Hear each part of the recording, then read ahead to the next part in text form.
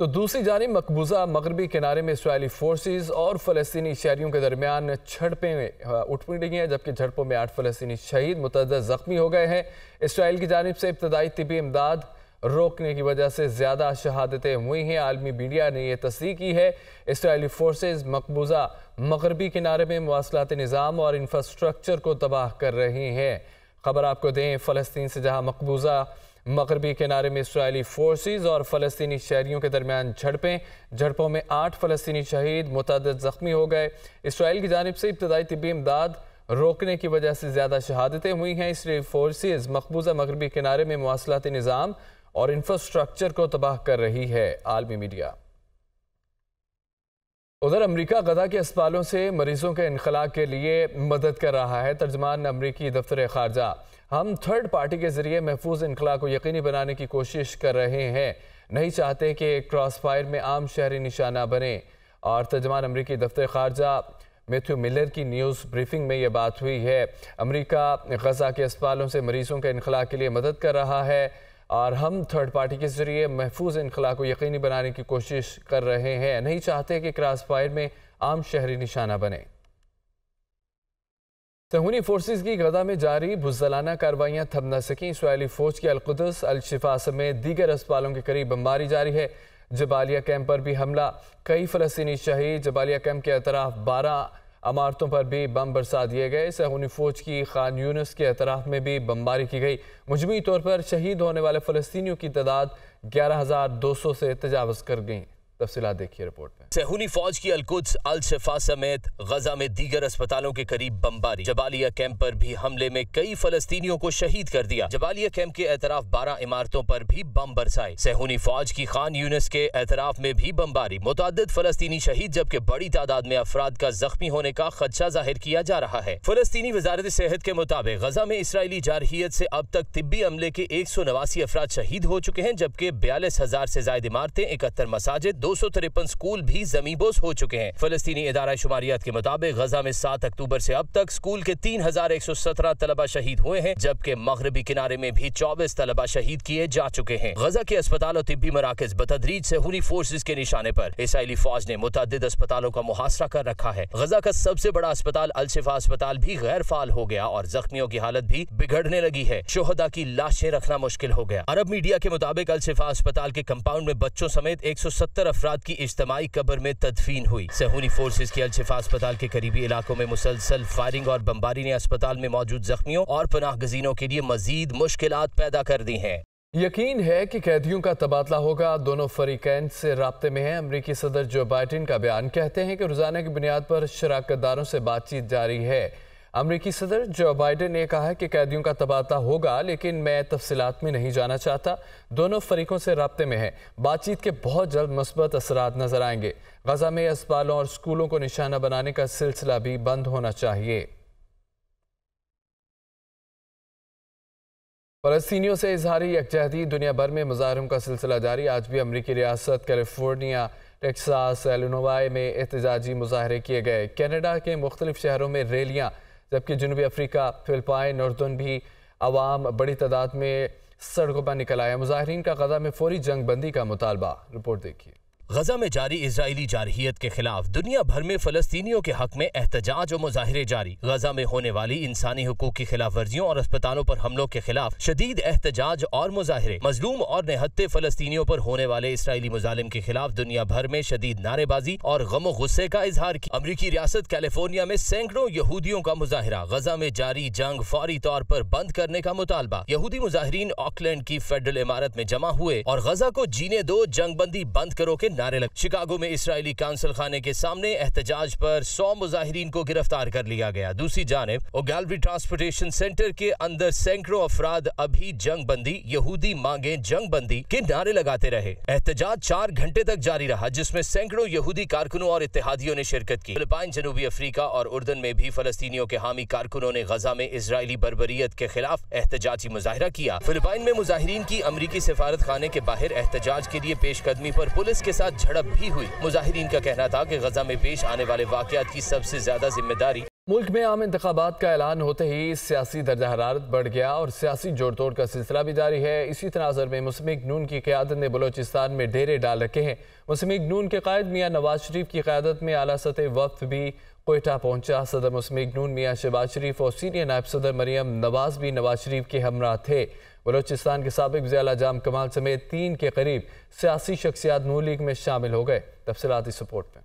पाकिस्तान मुस्लिम league नून के कायद मियाँ नवाज शरीफ की क़यादत में मरकजी लीगी क़यादत कोयटा के दौरे पर है। इस मौके पर लीगी क़यादत और बलोचिस्तान की सियासी जमातों के रहनुमाओं की बड़ी बैठक हुई। कोयटा में होने वाली बैठक में सदर मुस्लिम लीग नून शहबाज शरीफ, चीफ ऑर्गेनाइजर और सीनियर नायब सदर मरियम नवाज और परवेज रशीद समेत दीगर भी मौजूद थे। मुलाकात में Balochistan Awami party, national party, Jamiat Pakhtunkhwa MAP के कायदीन भी शामिल थे। कायदीन से गुफ्तगू करते हुए कायद मुस्लिम लीग नून मियाँ नवाज शरीफ का कहना था कि बलोचिस्तान की तरक्की हमेशा से अजीज रही है। बलूचिस्तान में हजारों किलोमीटर सड़कों का जाल बिछाने का सिलसिला हमने शुरू किया। कोस्टल हाईवे की बुनियाद हमने रखी। बलूचिस्तान की तरक्की और डेवलपमेंट का जो काम हमने शुरू किया था, हमारी हुकूमत के बाद वो सफर रोक दिया गया था। गुज़श्ता दौरे हुकूमत में दहशतगर्दी के शिकार अफराद की दादरसी की बजाय उनको ब्लैक मेलर कहकर उनकी दिल आजारी की गयी। हमने अपने दौर में बड़ी कोशिश की कि हम किसी तरह से बलूचिस्तान की डेवलपमेंट को बढ़ाएं,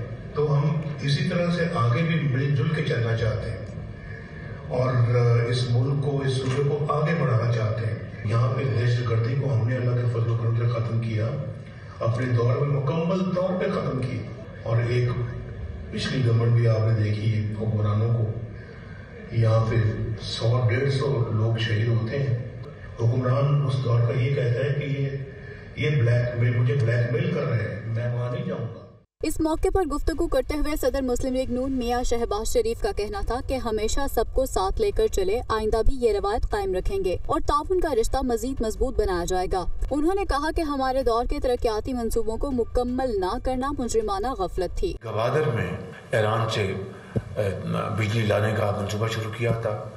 गवादर में आपने पानी पीने का पानी का मंसूबा आपने उसका संगे बुनियाद रखा। एक क्रिमिनल उसमें ताख़ीर हुई और वो मंसूबे आपके फिर इस मखलूत हुकूमत ने मुकम्मल करवाए। सिर्फ 26 किलोमीटर वो उन 4 सालों में उसके ऊपर 1 इंच काम नहीं हुआ। ये वो आपकी बलूचिस्तान के लिए मोहब्बत जो हमेशा आपने दिल से की और अमली तौर पर की। इस मौके पर बलूचिस्तान से ताल्लुक रखने वाली 30 से ज़ायद सियासी शख्सियात ने नून लीग में शमूलियत का बाज़ाब्ता ऐलान कर दिया। मुस्लिम लीग नून में शमूलियत इख्तियार करने वालों में बलूचिस्तान के साबिक वज़ीर आला जाम कमाल, साबिक सूबाई वज़ीरा मीर सलीम खोसा, नूर मोहम्मद डमर, BAP के साबिक अरकान असेंबली सरदार अब्दुल रहमान कथिरान, मोहम्मद खान लहड़ी भी शामिल हैं। बलूचिस्तान के सियासी कायदीन ने नवाज शरीफ की बलूचिस्तान आमद और मुलाकात पर शुक्रिया अदा किया। उन्होंने मुल्क बिलखसूस बलूचिस्तान की तरक्की के लिए नवाज शरीफ के जज्बे और सोच को सराहा। कायदीन ने मुस्तकबिल में इश्तराक अमल और सियासी ताउन करने पर इत्तेफाक भी किया। बिलावल भुट्टो ने कहा कि नून लीग अपने बलबूते पर सियासत करे, किसी से यह ना कहे कि हमारे लिए कुछ किया जाए और सरप्राइज क्या देंगे। आप तो अपनी हुकूमत में ही ज़िमनी इलेक्शन हार गए थे। लाहौर में मियाँ साहिब जो कुछ मुश्किलात हैं इसलिए वे दूसरे सूबों में जा रहे हैं। मियाँ साहिब जो पंजाब में अपनी मुश्किलात पर फोकस करना चाहिए। हमारा किसी इदारे से कोई झगड़ा नहीं। Level playing field Peoples Party को कभी नहीं मिली, हर पिच पर खेलने को तैयार है। हम पाकिस्तान पीपल्स पार्टी के बलबूते पे भी इलेक्शंस लड़ रहे हैं कि मेरा किसी से इख्तलाफात, नाराज़गी हो, ऐसे कोई बात नहीं है। जो ये गालम गलोच की सियासत है, जो इंतकाम की सियासत है, लेकिन हमारा किसी इदारे से इस वक्त बिल्कुल झगड़ा नहीं है।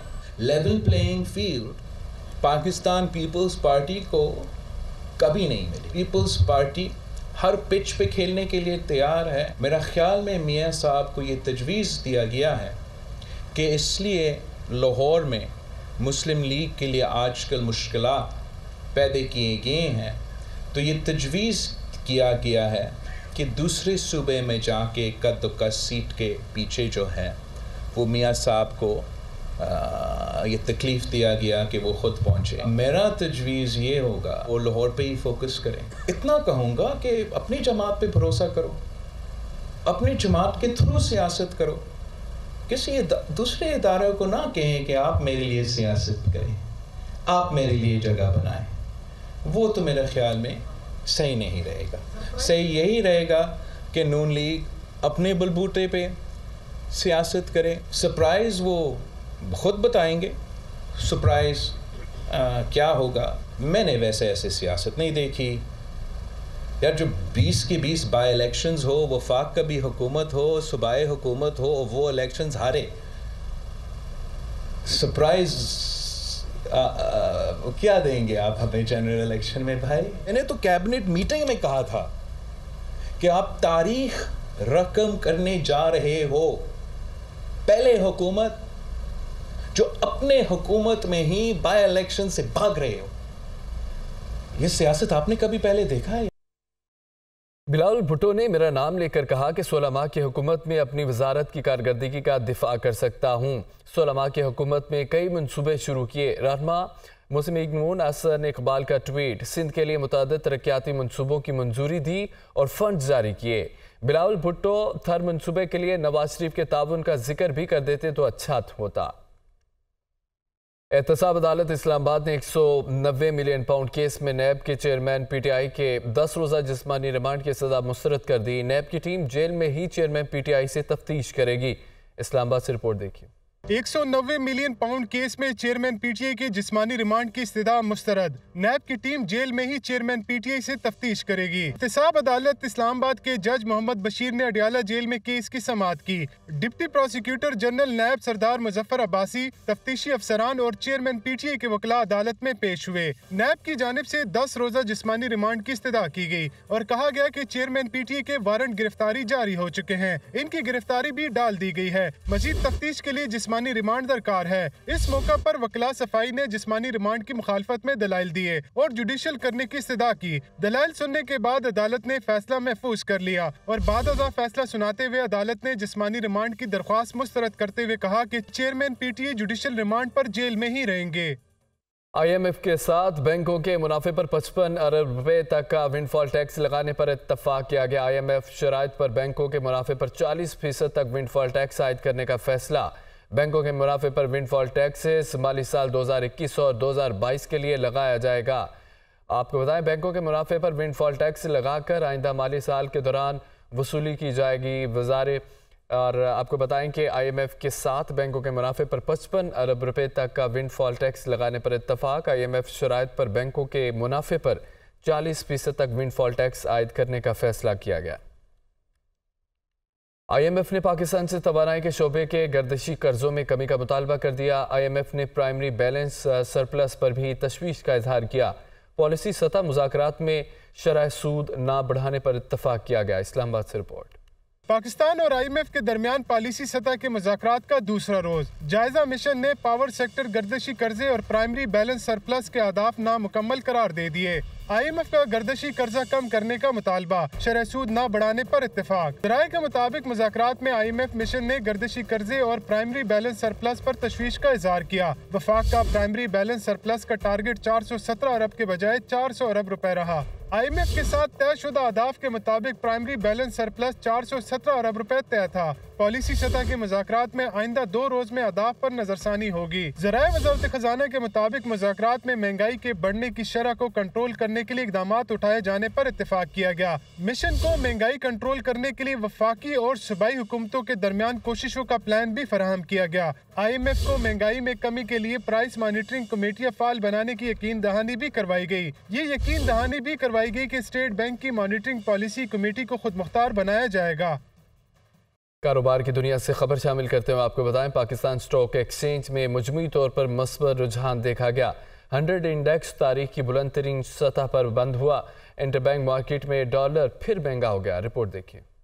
पाकिस्तान स्टॉक एक्सचेंज में ट्रेडिंग शुरू होते ही मिला जुला रुझान देखा गया। 100 इंडेक्स कभी मंफी और कभी मस्बत जोन में रहा। ट्रेडिंग के इख्तिताम पर 100 इंडेक्स 142 पॉइंट्स इजाफे से तारीख की नई बुलंद तरीन सतह 56,665 पॉइंट्स पर बंद हुआ। तज्जियाकारों का कहना है कि ट्रेडर्स उम्मीद कर रहे हैं कि आने वाली मॉनेटरी पॉलिसी में शरह सूद में बड़ी कमी हो सकती है। साथ ही IMF के साथ मुस्बत मुज़ाकरात की खबरों ने भी स्टॉक मार्केट में सरमायाकारों का एतमाद बहाल किया हुआ है। लेकिन डॉलर की बढ़ती कटौती का दर अभी भी मार्केट के लिए परेशानी बनी हुई है। आज इंटरबैंक में डॉलर 32 पैसे महंगा होकर 287 रुपए 87 पैसे पर बंद हुआ। 16 अक्टूबर से अब तक इंटरबैंक में डॉलर 11 रुपए 4 पैसे महंगा हो चुका है। ओपन मार्केट में डॉलर 279 रुपए पर मौजूद है। फी तोला सोना 1000 रुपए महंगा होकर 2,12,800 रुपए का हो गया है।